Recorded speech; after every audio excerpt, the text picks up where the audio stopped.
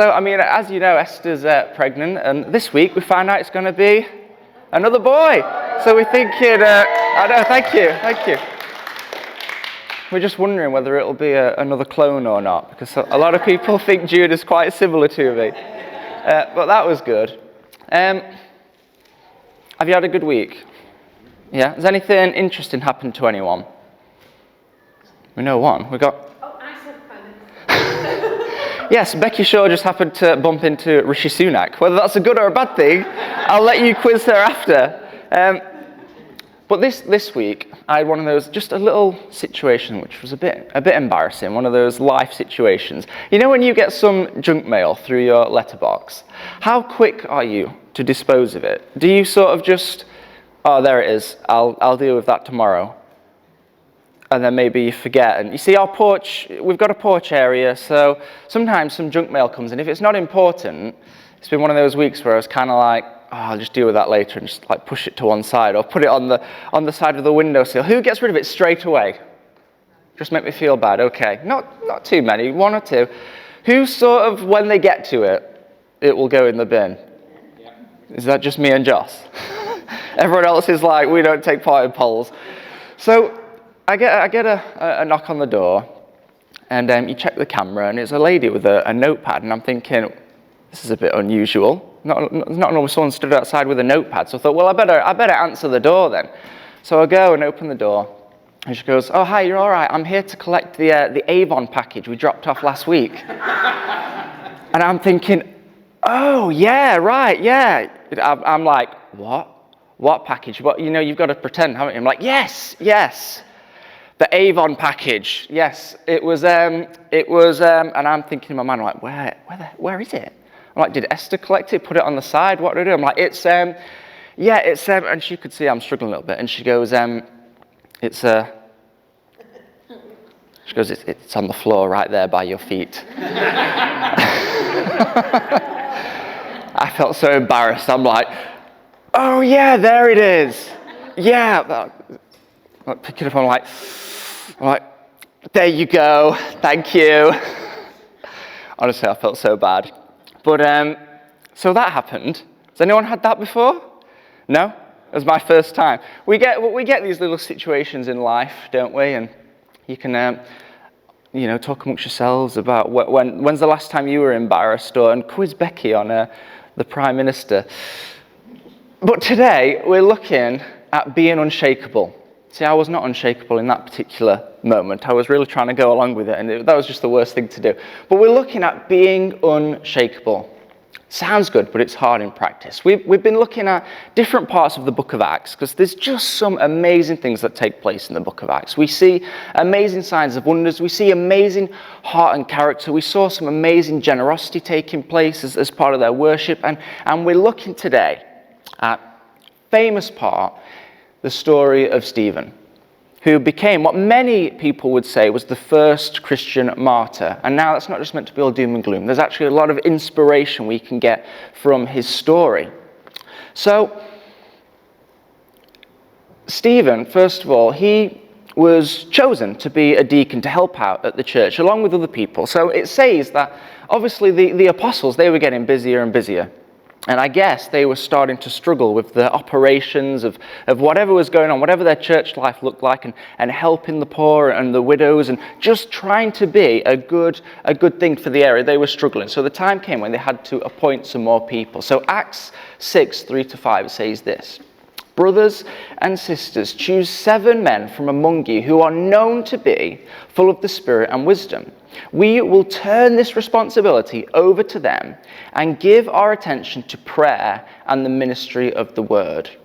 So the idea is the apostles were wanting to spend more and more time in ministry and prayer, but this practical stuff needed to get done. So some people were chosen, and Stephen was one of these people. Now, I think it can sound so mundane, can't it? You could look at this and think, oh, well, Stephen was chosen to what? Just help out, or he'd help feed some people. But I think it really shows that they took this so important. And when we get involved in church life, when we get involved in doing something for the kingdom, it's so important. That there's actually a real weight to this. We can look at some of the things we do in the week for God or in church, and we can just think it's so mundane sometimes, can't we? You could think, have you ever had those thoughts like, Lord, does this really matter in the grand scheme of things? Lord, is this really what you want me to do? And then we see there was great weight placed on Stephen and these other people coming to help out.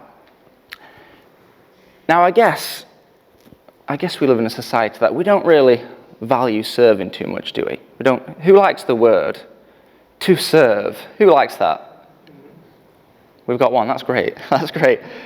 Most people out in the world, it's sort of lost its meaning. When we think of serving, we think it means it's like a negative thing that happens to us. But when we look at the Bible, when we look at Christ, there's actually a great freedom in serving. And there's a huge responsibility in putting others first. It doesn't mean you value yourself less, but it means there's a great responsibility in saying, I'm going to do something that will help someone else. And that is serving. Now, as I said, I think the world and the way society is set up, it's impacted this. And when scholars, they look at the culture of the day back then, and I think in many ways there's similarities right now, because they called it, we've said before, an upward round race for honours. An upward bound race for honours. Let's get that the right way. And what that means is people were just focused on improving their own status. Does that make sense? Yeah. Have we ever seen that in the world? Could we relate to that? Yeah, that sort of exists, doesn't it? We're not necessarily knocking that, but that seems to be a big part of culture today, that we're told to just focus on ourselves, which makes sense, but when we see Christ trying to build this church, it's a culture, it's a community that is trying to change the whole foundation and say, actually, we need to start valuing other people more highly than ourselves. That is a huge thing, isn't it? So Stephen, he's been appointed and he's serving, and it must have been making an impact. Now, if we think of serving in society, just any name that comes to mind, who would you say is a great example of someone who just served people, put other people first? Not excluding Jesus, but maybe from the church or from the secular world. If you just think of someone putting others first, who comes to mind? Is there any prominent figures you can think of? Mother Teresa. Mother Teresa. That's a big one, isn't it? Mother Teresa. How is it that someone who just wanted to put other people first has become, over time, globally recognized? Isn't that interesting? Isn't there a bit of a kingdom thing taking place there? Someone who decided, I'm just going to live my life to serve other people. And that person, because through their life made such an impact, is now globally recognized. Most people know the name Mother Teresa, don't they? See, when we really see what serving, that love of God, that putting something else first, it can be so transformative, can't it? When someone ever helped you, can you think of an example when someone just helped you in your life and it made a difference? Have you had that? Hopefully we've all had times where we've needed someone to just step in, speak something, help us in your life, and hopefully there's been someone to do that. Now, I know just perhaps a little example for us. When we had Judah, it's a thing we like to do here is when someone's got a baby, we try and organise some meal trains. We get some meals to that person because, as you know, if you've got a newborn in the house, cooking tends to be the last thing you're thinking about, especially if it's your first. You're like, what do we do? Just a heads up there, because we've got another one on the way. Did you know? But when people brought things around for the first, when we had Judah, even though it's a simple thing, it just makes such a difference, doesn't it? When people are with you in community, it makes such a difference. And hopefully, I feel like this is all just one big plug for a meal train now. Let's look beyond that, because that's not even in my notes, okay? That just came to me. But when you try and build a community where you do look after each other, I think it does make a difference. And we don't always get it right. I guess no one does. But hopefully, that's what we can try. And we're slowly trying to build that into the culture here. Now, so Stephen, he was going on, and it says he was doing amazing things, but as with anything, some opposition comes. So it goes on.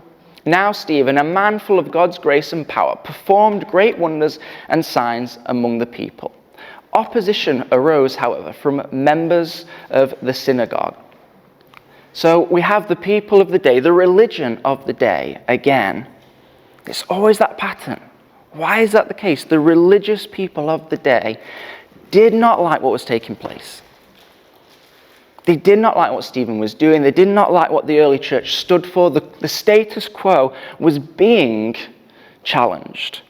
So what happened? The old God, or whatever, the religious people of the day, they challenged it. And they tried to bring some charges against Stephen. Now, he was being accused of something very serious. Does anyone like to... What's the term for this? What was Stephen being accused of? Essentially, blasphemy. The things he was teaching, the things he was doing, it was challenging the status quo. He would have known what that meant. That was not a charge he wanted to be on. Okay? See, my background is criminology, and some things, with our legal system, some things are like, that's not a worry. That's no issue. This would not have been good. So he's got this opposition, and I wonder, this is where it can start to get really tough.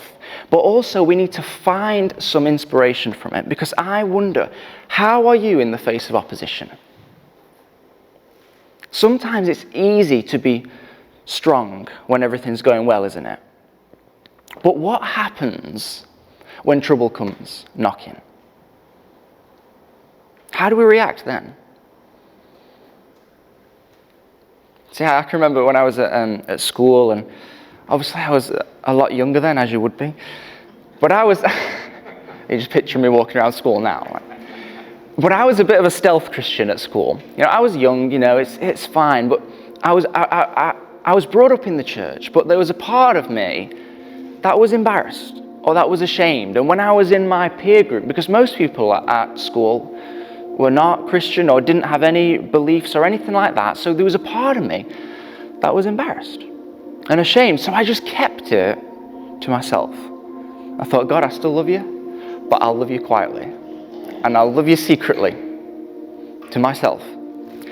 And I'm not knocking myself, because it's a very different context, and I suppose we all deal with things differently, but I wonder if real opposition were to come to us right now, on a scale of 1 to 10, how well do you think you would hold your ground? You don't have to shout anything out, just think to yourself right now. If someone was to come to you and say, what you believe right now, you've got to stop. And if you don't, we're going to pull you up on some blasphemy charges. How do we feel? Would anyone be a bit scared? No one wants to put their hand up, do they? See, Stephen, he did not back down. And I think this is pretty incredible, because it's often when that pressure is applied to us that we find out what we're really made of, don't we? I remember an example a long time ago, and it's like we're a bit of toothpaste. You apply some pressure, or a sponge, you apply some pressure, and that's when what's inside us really comes out. An old sponge, you ever seen it from a few days ago, and you get it again, and then you give it it looks dry, right? And then you give it a good squeeze, what happens? Ken's thinking, well, you don't clean your sponge well enough. So we've got the post, we've got the sponge. You can give us some tips later. When you wring it out, something comes out. When that pressure is applied, that is when we find out what's really inside us. And sometimes that can even shock us, can't it? Has something ever come out of you that you thought, I didn't even know that was there? Maybe someone's just pushed your buttons a bit too much, and something's just come out, and you think, where the heck did that come from? Ken's laughing. This never happens to you, Ken. Okay, But this pressure was applied to Stephen, and this was real pressure, because he knew what was going to happen. And on these charges, they were basically saying, look, if this goes the way the religious leaders want it to go, he is going to be stoned. That's not good.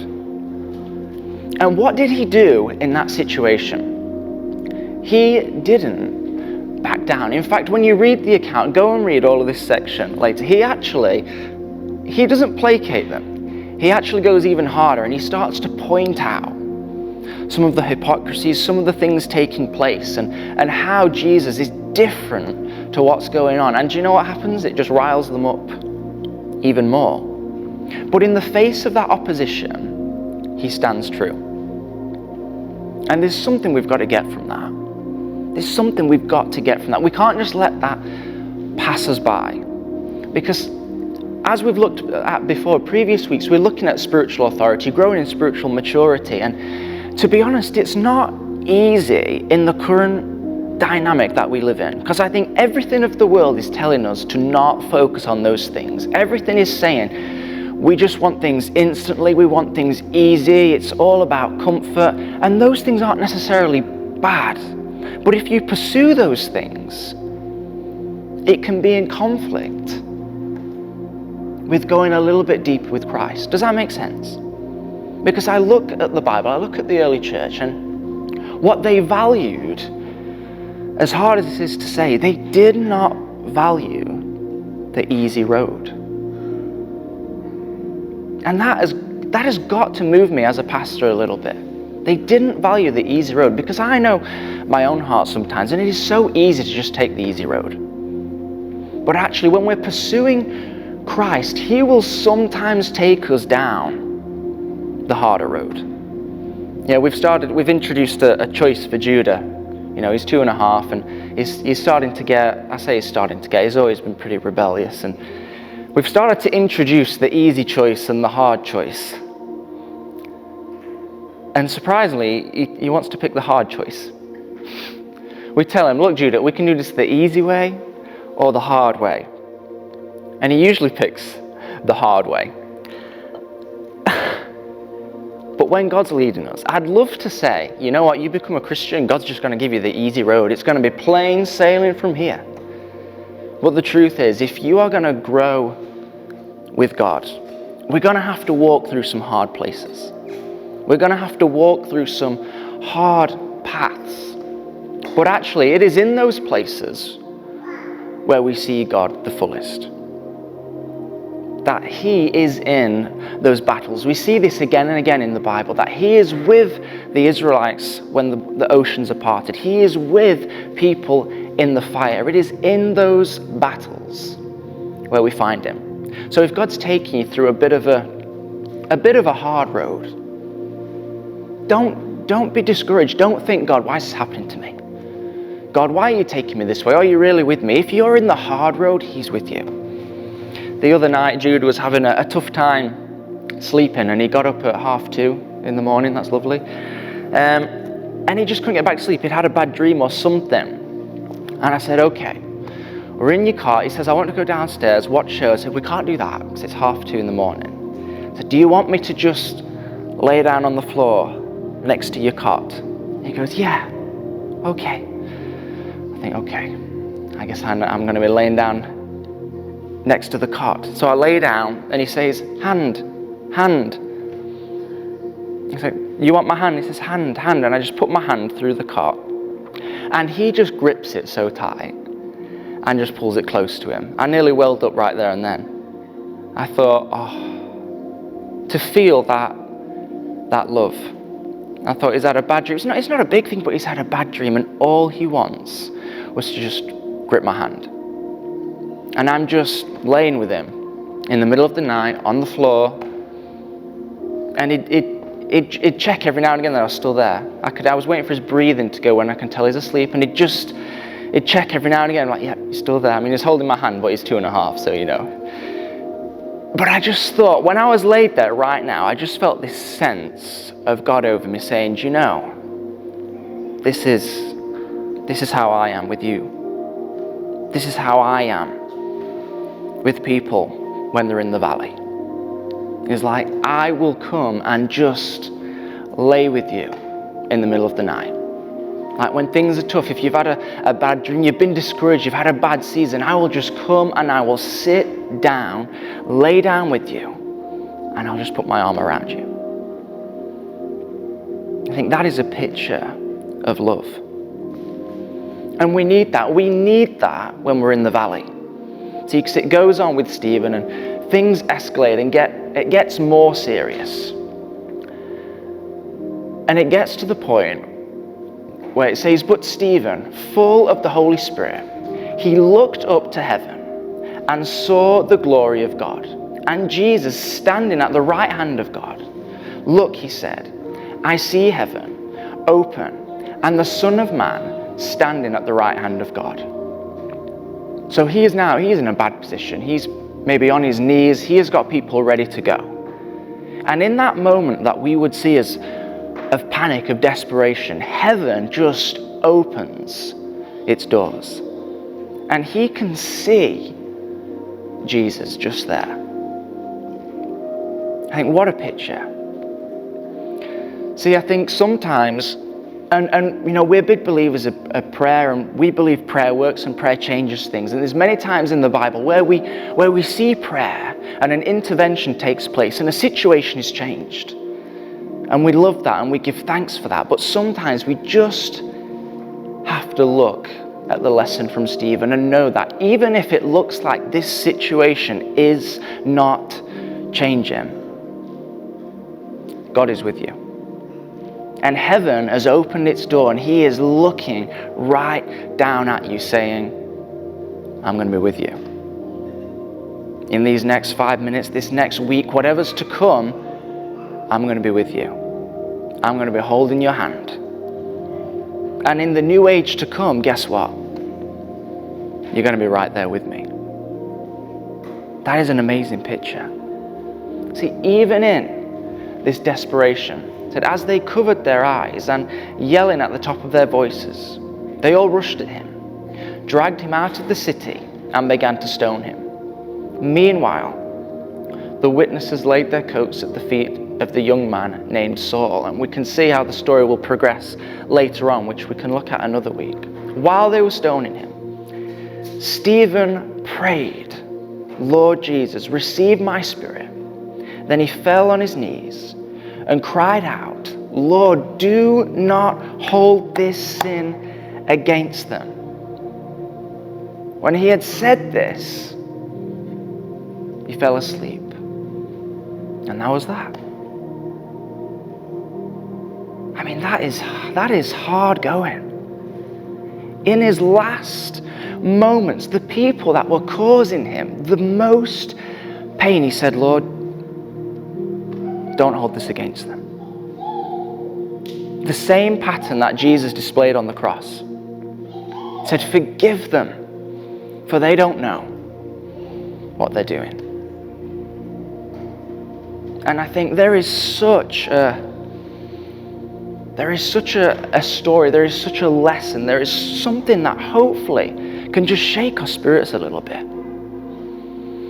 Because we look at the amazing things that takes place in the book of Acts, but it's never just on its own. It's always accompanied by this incredible God embodying character and devotion. And I guess one of the challenges for us today in a modern setting, a modern society, as a church, as a pastor, as a congregation, how do we tap into some of that? Because I'm sure if most of us are being honest, we could probably say we haven't seen it. Have we seen that?